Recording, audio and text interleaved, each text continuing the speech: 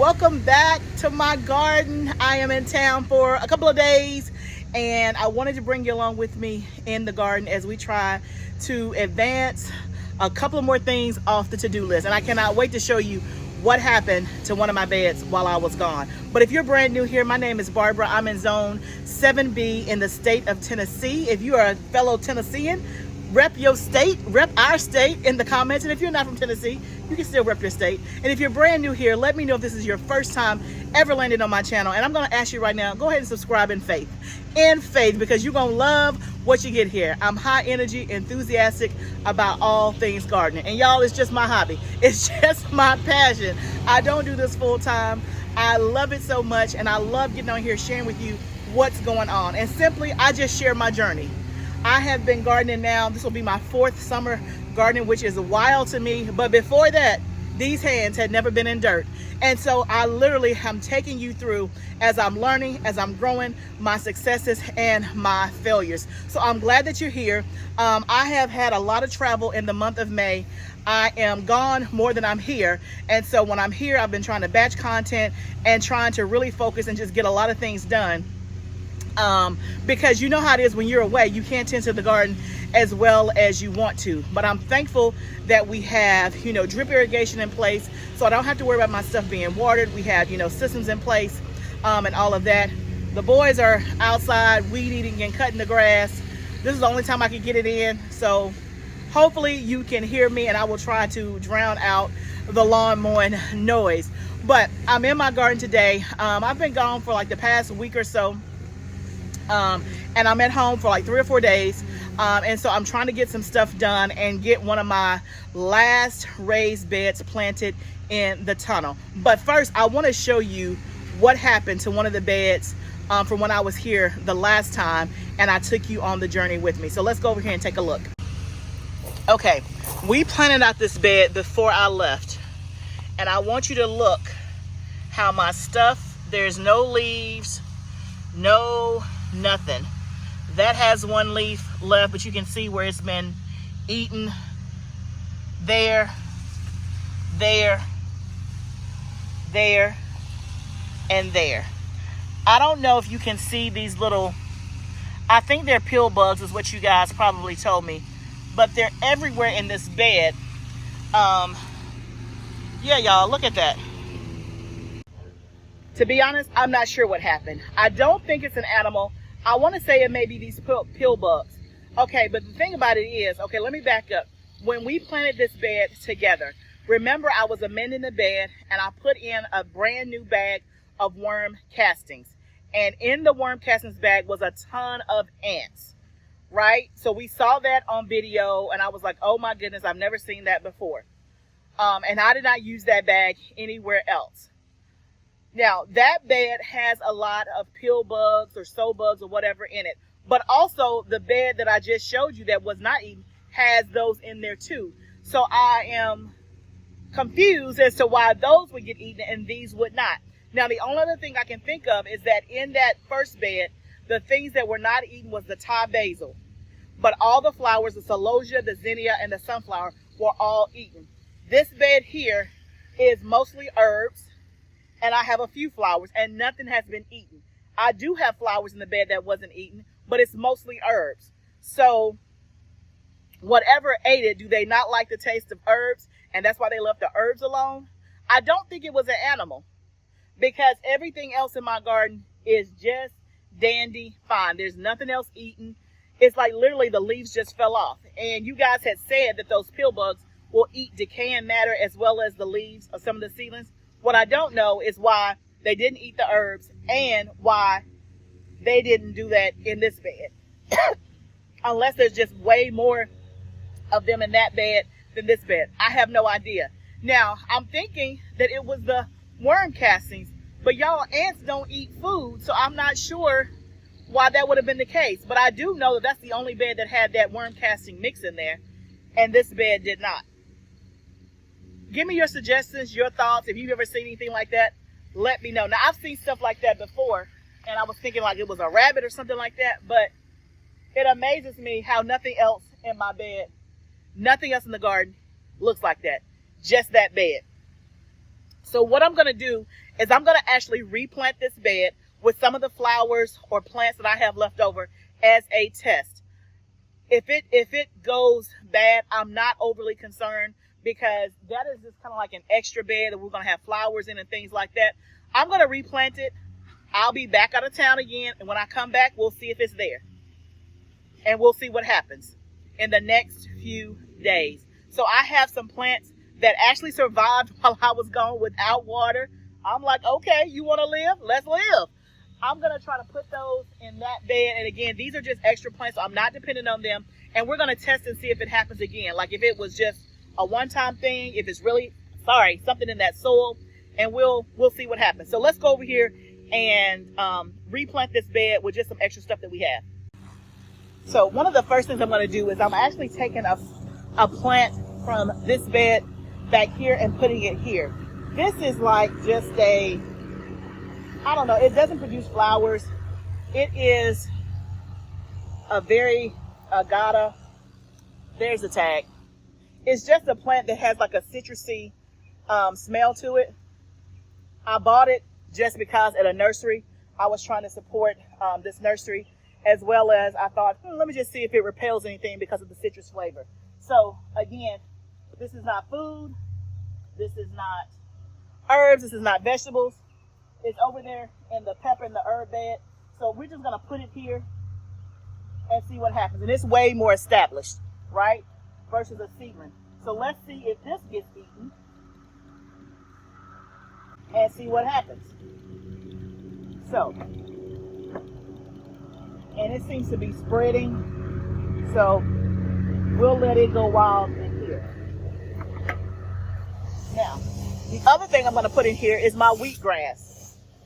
I'm just playing around because, again, if I lose this wheatgrass germinated within like 2 days, I'll just grow more. And I haven't even used it. And in this pot, I don't think it's going to get any bigger than this. So let's see how big it grows if we put it actually in the bed with a lot of whatchamacallit. And I would assume that wheatgrass is probably compatible with most things. I'll look it up and see if it can't be close to something. So we'll put this in here as well. Okay, y'all, I flipped the script. I didn't do the wheatgrass because when I pulled out the wheatgrass, it was very root bound. And when I looked it up, which I'm glad I did, everything said to put in a container. I didn't see anything about planting in ground, raised bed, or anything like that. So I just opted not to do it. So I'm experimenting and playing around. So I ended up putting my comfrey in here. I'm just going to see what happens. Then another Thai basil. Then I ended up putting my chamomile in here that was in a pot. It was kind of getting root bound. So I'm going to see how it grows in this container. And then that thyme was already there. That Thai basil was there. That's the plant from across the way. And then I put one sunflower back there. So all these are herbs except one flower. We're going to see if the flower makes it, if any of this makes it, if they only touch whoever they is. See what happens in a few days and see if this stuff is still here. I like when I have opportunities to experiment. When if it doesn't go well, it's a-okay. So the things that are in that bed, like the plant that I bought at the nursery, if that doesn't make it, it's not a big deal. I just bought it again because I liked the pattern on it, and it had a citrus flavor, and it was just a let me see if it repels anything type of thing. I don't even know what the plant is good for. The chamomile, it's my first time doing it, so I haven't had it. I'm looking forward to it, but I can always grow it again if for some reason that gets eaten up. The comfrey, the same thing. I still have more cuttings in my fridge. I'm assuming they last for quite some time, but if not, we'll try it again next year. So I'm not totally pressed if everything in that bed gets eaten, but I want to see before I put anything that I'm really looking forward to in that bed and see what happens. And if that stuff doesn't get eaten, then it can stay there. And the comfrey is a perennial. I don't know if chamomile is perennial or not, but the Thai basil, it can grow and come out. So again, we'll just see what happens. The next thing we're going to do is get ready to plant our very last bed in the tunnel. We have one bed left that has not been planted for the summer, and that was the bed that had the carrots and the cilantro in it. We have harvested all the carrots. We had a great carrot harvest, and we've harvested a ton of cilantro, freeze dried it, and we have cilantro for the summer. But in this bed left is some more cilantro and some dill. I'm gonna go ahead and harvest the rest of the cilantro and pull it out because it's starting to bolt. Cilantro is a cool weather crop, so you want to do it in the fall, winter, spring, but once, in my area, once May hits and it gets really hot, it's going to start to bolt, which is already, when I turn the camera around, you'll see that it's already bolted and has those little white flowers on it. So we're gonna harvest whatever we can and pull the rest up.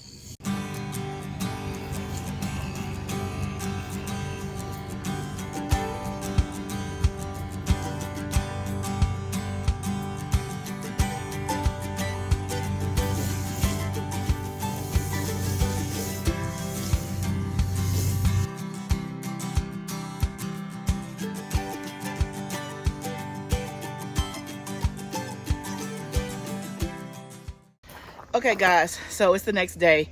It was too loud. Both of the boys got really close to the tunnel and it was too loud. So I just decided, let me just film the rest of this another day. So that's what I did. So it's the next day. So in terms of the cilantro and dill harvest, I ended up getting a gallon-sized bag of dill, so that makes 2 gallons of dill I've harvested in the last couple of days. And then I got another gallon-sized bag of cilantro, plus I have some left from the last harvest. So that'll be next up in the freeze dryer. It should be enough at least for 2 trays of cilantro and 2 things of dill, or maybe even 3 things of cilantro. So we're done with cilantro until next fall, and it'll be interesting to see if I have enough that's gonna last until then. I really only use cilantro like when we're doing nachos, any kind of taco Mexican dish.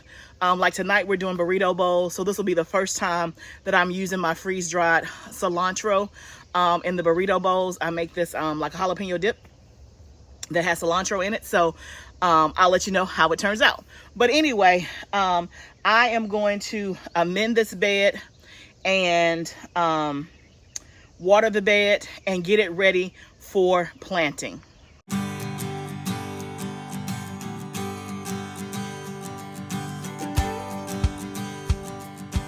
Okay, so in this bed is going to be green beans. I know I said that I wasn't going to do green beans and we was going to use some leftover plants, but remember, we did all that we could before I left. And so when I came back, I only had like a tray that was actually still good, which are some peppers, and we may fill it in with that. But we're gonna start with green beans. I'm doing a new green bean in here. I still plan to do green beans at the back of my house. And out there, I will probably do Blue Lake, which is the kind that I have done that I love. But I'm gonna try Jade. I heard a lot of people talking about this. It is a bush bean, but I heard a lot of people talking about it last summer. It was on my list to try, so that's what we're gonna try, is Jade green beans. These are some that I already pre-soaked. I have found that if you soak your green beans overnight, they're easier to germinate. So this bag right here is already pre-soaked. I bought an extra packet down here in case I didn't pre-soak enough. Green beans can pretty much have close spacing, anywhere from 4 to 6 inches. And if you don't know, there are 2 different kinds of green beans. There are bush beans that grow in a bush growth habit, and then there are pole beans which have to be on a trellis. They're vining. So in case you didn't know. And remember, we're trying pole beans for the very first time outside in the in-ground garden. We have some pole beans, so new all the way around. We're gonna go ahead and see how many we can get of this. I'm thinking I'll do 2 rows of this. Let's see how much that takes, and then we'll see if we want to put some other stuff in the rest of the bed with the green beans. I'm just gonna dig me like a little trench. And with my green beans, I always direct seed. I never have sown them in the ground. Excuse me, I've never started them as seed early and then transplanted. I've always just direct seeded. To me, that's a lot better. And so I'm just placing these probably 6 inches apart, which should give us quite a few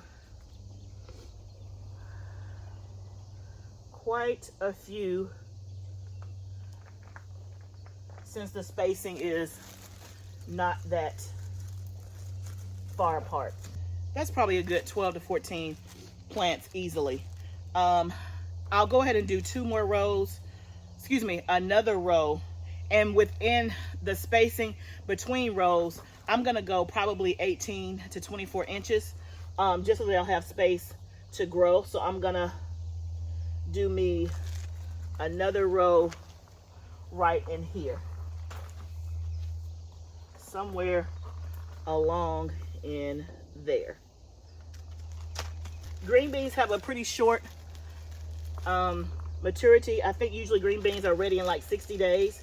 So you can get a couple of successions of these if you have a long growing season like me. I'm in zone 7.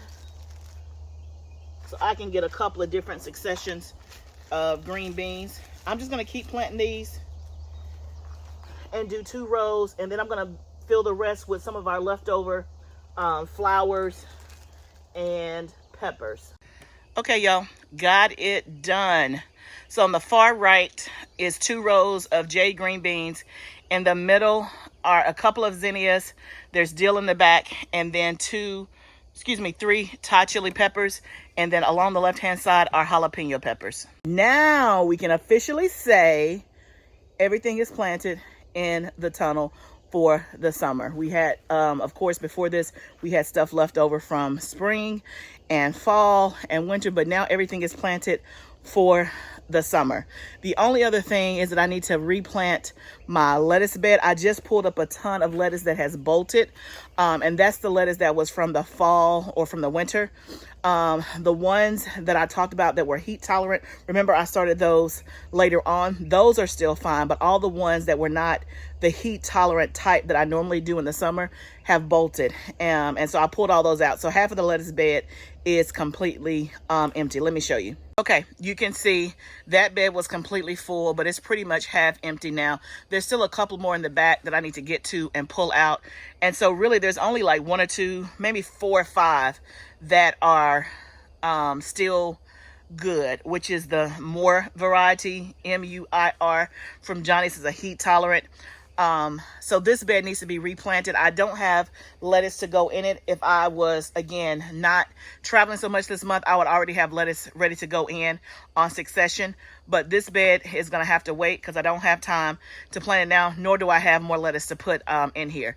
So it'll be empty or half empty for a while. And then when we get back and settle, we'll start more lettuce. And it'll probably be 4 weeks before we can put lettuce back in here again. Okay. I feel good that with all the plants that I had left over, I would say 80% of them found a home. So I feel really, really good about that. It did adjust my plan some because I was not anticipating putting more peppers in this bed. It was going to be olive green beans, but you know, you have to sometimes just adjust. It was better than me throwing them away for my heart. I didn't want to throw perfectly good plants away. So I feel good that I was able to at least home 80% of the plants. I'm good that I got the last bed planted. And so hopefully when I come back, I'll have germination on the green beans and that will go well. I hate that I'm leaving the lettuce bed, but it is what it is. Y'all, it's hard to travel and garden. You got to be present. But I'm doing the best that I can with the time that I have. But thank you guys so much for joining me. Oh, a quick update. So remember, this is the next day. I went out there to our little bed that had stuff eaten out. So far, so good. So in 24 hours, everything looks exactly the same. Let's see how it looks in a week, and then I'll report back. But I hope that you guys are doing well. I hope that your gardens are doing well. Please subscribe to my channel if you're not already subscribed. And remember, gardening is a journey. We don't get there overnight, but let's remember to grow together. I'll see you next time, friend.